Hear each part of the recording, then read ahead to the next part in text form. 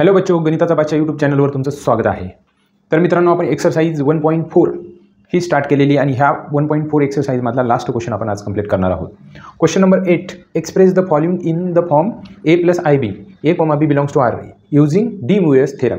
D Moivre's थेरमचा use करायचा आहे आणि आपल्याला सॉल्व करायचं आहे। सॉल्व करून कोणत्या फॉर्ममध्ये आणायचं आहे? तर a + ib ह्या फॉर्ममध्ये आणायचं आहे। मग कसं सॉल्व करायचं बघा, सोल्युशन। आता ह्याला आपण काय करूया, झेड नाव देऊ आपण, let Z is equal to 1 - i। आता फिफ्थ पॉवर आपण शेवटी करूया, फिफ्थ पॉवर घेता येते आपल्याला नंतर। आता मी काय करतो, याचा ह्याला कम्पेअर करतो, Z is equal to a + ib सोबत। a ची व्हॅल्यू काय आली 1, b ची व्हॅल्यू -1, इथं काही नाही म्हणजे मल्टिप्लायमध्ये -1 असतो। आता a b माहीत झाला तर आपण मॉड्युलस ऑफ झेड काढू शकतो, म्हणजेच कॉन्जुगेट ऑफ झेड फाइंड करू शकतो। a² + b² हा फॉर्म्युला आहे, is equal to √a²। a means 1 आणि b means -1 square is equal to √1² 1 -1² 1 is equal to √2। तर हा भेटला मॉड्युलस ऑफ झेड, म्हणजेच r भेटला, r ची व्हॅल्यू भेटली आपल्याला। आता r ची व्हॅल्यू माहीत झाली। आता त्याच्यानंतर आपण काय करू शकतो, आपल्याला फाइंड करायचा आहे थिटा। मग थिटा फाइंड करण्यासाठी आपल्याकडे फॉर्म्युला आहे tan इनवर्स b/a, हा फॉर्म्युला आहे। आता ह्या फॉर्म्युल्यामध्ये b/a पुट करायचे, परंतु थोडासा चेंजेस आहे ह्याच्यात। हा फॉर्म्युला क्वाड्रंट फर्स्टमध्ये पॉईंट आला तर यूज करायचा आहे, सेकंडमध्ये आला तर वेगळा आहे, थर्डमध्ये आला तर वेगळा आहे, फोर्थमध्ये आला तर वेगळा आहे। मग त्याच्यासाठी आधी आपण काय करूया, क्वाड्रंट चेक करू, कोणत्या क्वाड्रंटमध्ये पॉईंट येते। हा पॉईंट कोणता, a ची व्हॅल्यू 1, b ची व्हॅल्यू -1।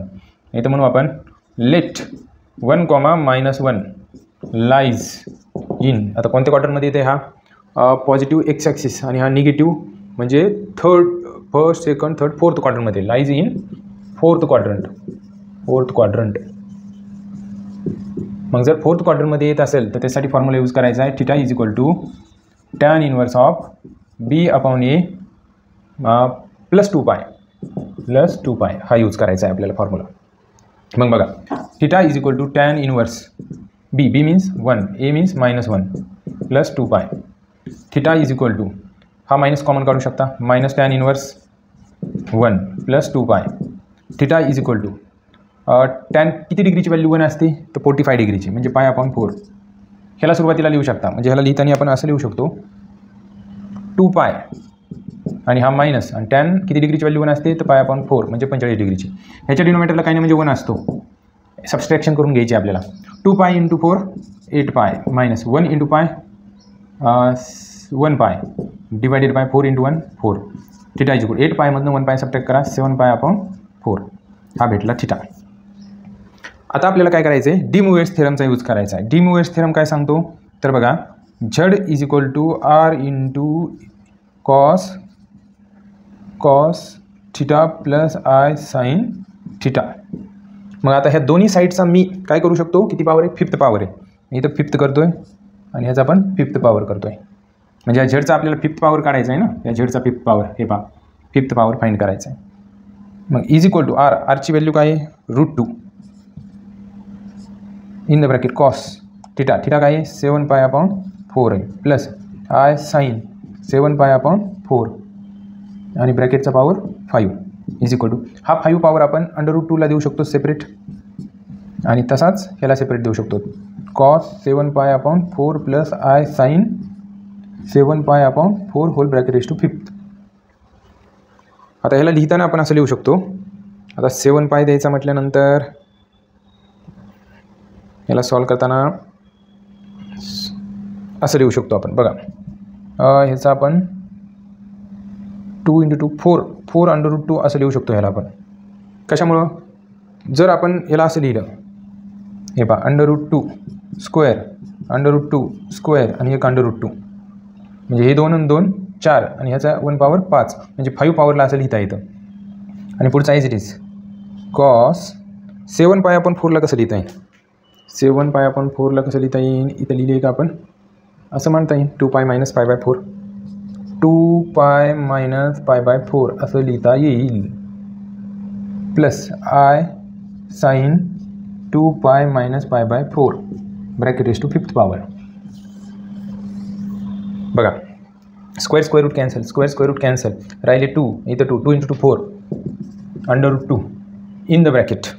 आता हा कोणत्या क्वाड्रंटमध्ये येतो, 2π - π/4, 2π - π/4 म्हणजे कोणत्या, फोर्थ क्वार्टरमध्ये, आणि फोर्थ क्वार्टरमध्ये कॉस पॉझिटिव्ह असतो, कॉस पाय अपॉन 4. त्याच्यानंतर साईन निगेटिव्ह असतो, minus i sine pi upon 4 whole bracket is to 5 is equal to 4√2. आता इथे डी म्युअर्स थेरम यूज करू शकता. डी म्युअर्स थेरम कसा यूज करायचा, तर हा पॉवर 5 इथं थिटाला मल्टिप्लायमध्ये येतो, कॉस 5 पाय अपॉन 4 हे पहा इथं 5 आला. आता हा 5 इथं आणायचा, minus i sine 5 pi upon 4 is equal to 4√2 in the bracket cos. आता परत ह्याला काय करायचं आपल्याला, 5 पाय अपॉन 4ला असं लिहू शकतो का आपण, पाय प्लस पाय अपॉन 4 पाय आणि 1 पाय 5 पाय हां लिहू शकतो, minus i sine pi plus pi upon 4 असं लिहू शकतो आपण, is equal to 4√2 in the bracket. आता परत एकदा चेक करू हे कोणत्या क्वार्टरमध्ये बघा, पाय प्लस पाय अपॉन 4, पाय प्लस पाय अपॉन 4 म्हणजे थर्ड क्वार्टरमध्ये. थर्ड क्वार्टरमध्ये कॉस निगेटिव्ह असतो, कॉस पाय अपॉन 4, साईन पण निगेटिव्ह असतो, मग हे मायनस आणि मायनस प्लस होईल, i sine pi upon 4 is equal to 4√2 minus cos 45 डिग्रीची व्हॅल्यू काय असते, 1/√2 प्लस आय साईन 45 डिग्रीची व्हॅल्यू 1/√2 इज इक्वल टू. आता 4√2ने इथं मल्टिप्लाय करायचं, इथं मल्टिप्लाय करायचं म्हणजे √2 कॅन्सल होईल, √2 कॅन्सल होईल म्हणजे येईल -4 प्लस आय 4. हे पहा आपल्याला हेच आणायचं होतं, हे पहा ए प्लस आय बी, हे पहा ए प्लस आय बी ह्या फॉर्ममध्ये आणायचं होतं. आलं Z⁵5 काय आलं, -4 प्लस आय 4 किंवा 4i असं लिहिलं तरी चालतं, इथं क्रम बदलला तरी चालतो, काही प्रॉब्लेम नाही. तर हे तुमचं फायनल आन्सर. तर बघा क्वेश्चन नंबर 2 काय दिला आहे, 1 + i whole bracket is to 6. याला सॉल्व करून परत आपल्याला a + ib च्या फॉर्ममध्ये आणायचं आहे. बघा मग सोल्युशन, लेट Z = 1 + i हे घेतलं मी. आता ह्याला कम्पेअर करतो कशासोबत, Z = a + ib सोबत. आता इथं मल्टिप्लाय कायम नाही म्हणजे 1 आहे. आता पहा a = 1 कम्पेअर केले आपण, a सोबत a आणि आयोटाचा कोइफिशियंट काय आहे b आणि इथं काय आहे 1, तर b = 1. तर a ची व्हॅल्यू 1, b ची व्हॅल्यू 1 भेटली. मग r फाइंड करू आपण. r फाइंड करण्यासाठी आपल्याकडे फॉर्म्युला आहे a² + b² = √1² + 1² = 1² + 1² 2. काय 1चा स्क्वेअर केला 1 येणार आहे, 1चा स्क्वेअर केला तर 1 येणार आहे, 1 + 1 2 म्हणजे √2. या r ची व्हॅल्यू भेटली. आता आपल्याला थिटा फाइंड करायचं आहे. थिटा फाइंड करण्यासाठी आधी दिलेला पॉईंट कोणत्या क्वार्टरमध्ये येतोय बघायचं आहे. बघा लेट 1,1 हे पहा 1,1 lies in first quadrant first क्वार्टरमध्ये येतोय. जर फर्स्ट क्वार्टरमध्ये असेल तर थिटा = tan इनवर्स b/a हा फॉर्म्युला यूज करायचा आहे. मग बघा theta = tan inverse 1/1, theta = tan inverse 1, 1/1 1च येणार आहे. थिटा tan किती डिग्रीची व्हॅल्यू 1 असते, π/4 ची, म्हणजे हा भेटला थिटा 45 डिग्री. π/4 म्हणजे किती, 45 डिग्री. आता थिटा माहीत झाला, r माहीत झाला. आता आपण Z = r × cos θ + i sin θ ह्या फॉर्ममध्ये लिहू शकतो कॉम्प्लेक्स नंबरला. Z = r. आता या दोन्ही साईडचं किती 6th पॉवर आहे, मग याची 6th आहे, याची पण 6 पॉवर करू शकता, याची 6 पॉवर. r ची व्हॅल्यू व्हॉट इज r, √2 आणि cos θ काय π/4 आहे, π/4 plus i sin π/4 whole bracket is to 6 is equal to 6 power आपण √2ला आणि या ब्रॅकेटला सेपरेट देऊ शकतो. √2⁶ cos आता हा 6 पॉवर π/4 ॲज इट इज ठेवू आपण, नंतर घेऊया. i sin π/4 as it is ठेवूया, हा 6 पॉवर. आता ह्याला लिहिता येईल 6 पॉवरला 2 × 2 × 2 म्हणजेच √2 whole bracket square, √2 whole bracket square, √2 whole bracket square असं लिहिता येईल. आणि हा 6 पॉवर इथं घेता येईल, cos 6 π/4 प्लस i sin 6 π/4 कशानुसार, तर डी मोरेस थेरमनुसार इज इक्वल टू इथं square root cancel, square root cancel, square root cancel, बेग 2 4 6 6. आता ह्याला असं लिहिता येईल कॉस, ह्याला लिहिता येईल काय लिहायचं, ह्याला पाय किंवा 2π जर लिहिलं तर जास्त येईल, पाय मायनस जर लिहिलं तर 4π. बरं ठीक आहे, -π/4 जर लिहिलं, 4 2 8 8मध्ये गेलं 7 राहते, नाही मग 4 त्रिक 12 आणि तर नाही, किंवा पाय जर लिहिलं तर 4π हां प्लस लिहायचं, 4 म्हणजे 5π/4 येते. 6π/4ला कसं लिहिता येईल, 6π/4 ह्याची 4 कशी करता येईल, इथं लिहिली का आपण, इथं गरज नाही पडली. 6π/4 मायनस जर केलं 2 ने, 4 2 8 नाही 5 येते, किंवा इथं जर 3 घेतलं नाही. एकच मिनिट, 6π/4ला काय लिहिता येईल, 1 करता येईल ना आपल्याला. काय करता येईल, 6π/4ला लिहिता येईल. हे डिव्हिजन करून घेऊ ना. हे पहा, 2 3 6 2 2 4 म्हणजे कॉस 3π/2 प्लस आय साईन 2 3 6 2 2 4 म्हणजे 3π/4 असं लिहिता येईल. 6 in the bracket cos pi plus π/2 असं लिहिता येईल 3π/2ला. आणि ह्यांची ॲडिशन केली तर 3π/2 येते. मग 3π/2ला असं लिहिता येतं. Plus I sine pi plus π/4 bracket closed is equal to 6 in the bracket. आता पाय प्लस π/2, पाय प्लस म्हणजे थर्ड क्वार्टरमध्ये कॉस निगेटिव्ह असतो. कॉस π/2 साईन पण निगेटिव्ह असतो. आय साईन इथं 2 यायला पाहिजे ना, π/2 निगेटिव्ह तर 90 डिग्री म्हटल्यावर 3π/2 डायरेक्ट क्वाड्रंटवर येते. क्वाड्रंटल अँगल आहे. एक करूया आपण, सिम्पल करूया. बघा, एवढं लिहायची गरज नाही. Is equal to 6. आता 3π/2 कोणत्या क्वाड्रंटमध्ये येतो, निगेटिव्ह वाय ॲक्सिसवर येतो. निगेटिव्ह वाय ॲक्सिसवर. मग निगेटिव्ह वाय ॲक्सिसवर ह्याची व्हॅल्यू काय राहील, चला आपण फाईन केली होती मागाशी. काय केली होती, मायनस कॉस पाय. आता आपण आन्सर काढून काय आलं होतं, π/2 आलं होतं. इथं पण मायनस आय साईन π/2 आलं होतं, बरोबर. 6 मायनस साईन 90 डिग्रीची व्हॅल्यू काय, सॉरी कॉस 90 डिग्रीची व्हॅल्यू 1 आहे. आणि I sine 90 डिग्रीची value, sine 90 degree 0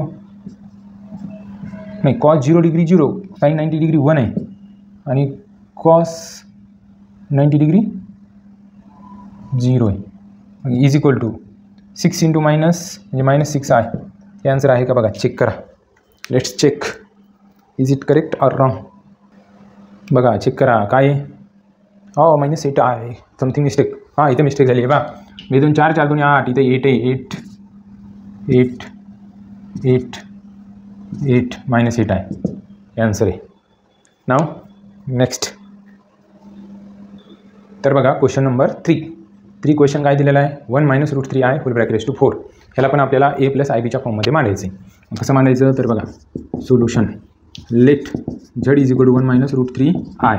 ह्याला कम्पेअर करू आपण. z is equal to a + ib ह्याच्यासोबत. a ची व्हॅल्यू काय आहे तर 1 अँड b ची व्हॅल्यू -√3. आता बघा आपल्याला r फाइंड करायचा आहे. r is equal to √a² +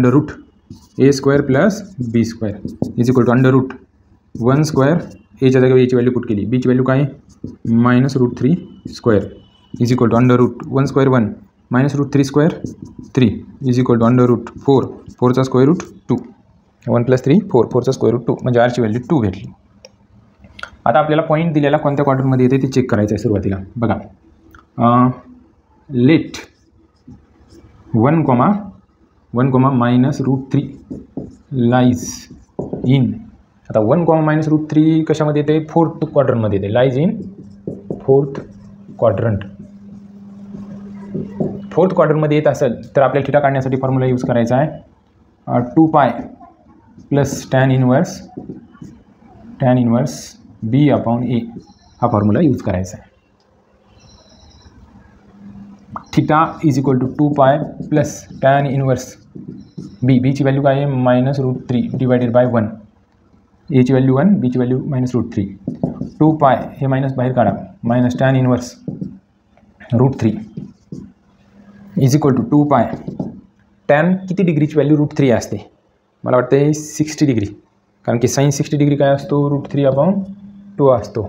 आणि हा हाफ असतो 60. कॉस पाय कॅन्सल √3 म्हणजे 60 डिग्री. 60 डिग्रीला π/3 लिहितात. हा भेटला थिटा. तर ह्याचं कॅल्क्युलेशन सबट्रॅक्शन करून घेत नाही, असंच ठेवतो कारण नंतर सॉल्व करायला ह्याची गरज पडते. पुन्हा असं मांडावंच लागतं. त्याच्यामुळे थिटाची व्हॅल्यू हीच ठेवतो, ह्याची सबट्रॅक्शन करून घेत नाही. पुढे लक्षात येईल तुम्हाला ह्याची गरज पडते म्हणून. आता बघा, मी z is equal to r × cos θ + i sin θ. Complex नंबरला ह्या फॉर्ममध्ये पण लिहू शकतो आपण. आता झेडचा पॉवर किती 4 आहे. 4 मग दोन्ही साईडचा 4 पॉवर करावं लागेल.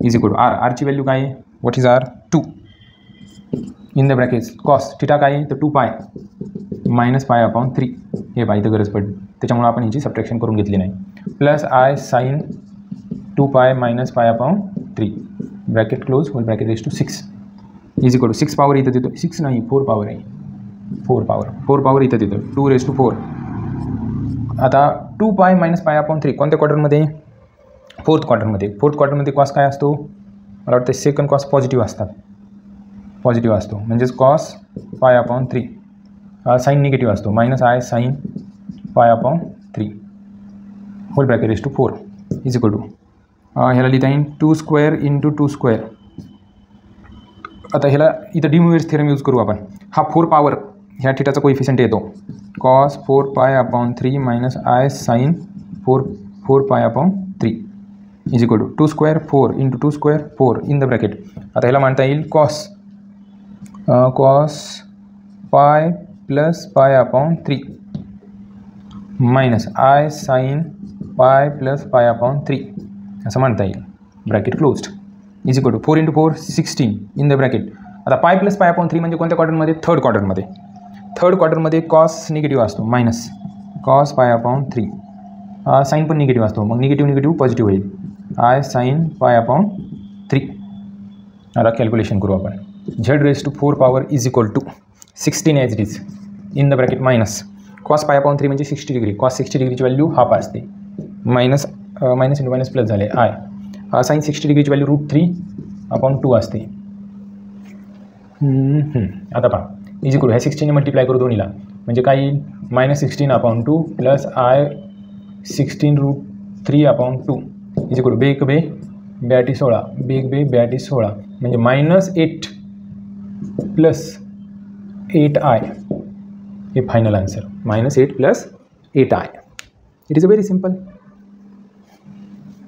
तर बघा लास्ट क्वेश्चन ह्या चॅप्टरचा काय दिला आहे 4 number -2 √3 -2i whole bracket raise to 5 power it is a very simple बघा let Z is equal to -2 √3 -2i दोन्ही मायनसच आहेत का हो याला कम्पेअर करू आपण Z is equal to A plus i B सोबत मग कम्पेअर करताना एची व्हॅल्यू काय आली -2 √3 अँड बीची व्हॅल्यू काय बी इज इक्वल टू -2 ए आणि बी माहीत झाले आता आर फाइंड करू शकतो आपण under root A square plus B square is equal to under root A means -2 √3 square plus -2 square एच्या जागा ए पुट केला बीच्या जागा बी पुट केला is equal to under root -2 square 4 √3 square 3 कारण स्क्वेअर रूट कॅन्सल झालं -2 square 4 is equal to दोन्ही मधला जर 4 4 3 12 12 4 16 16चं स्क्वेअर रूट 4 ही भेटली आरची व्हॅल्यू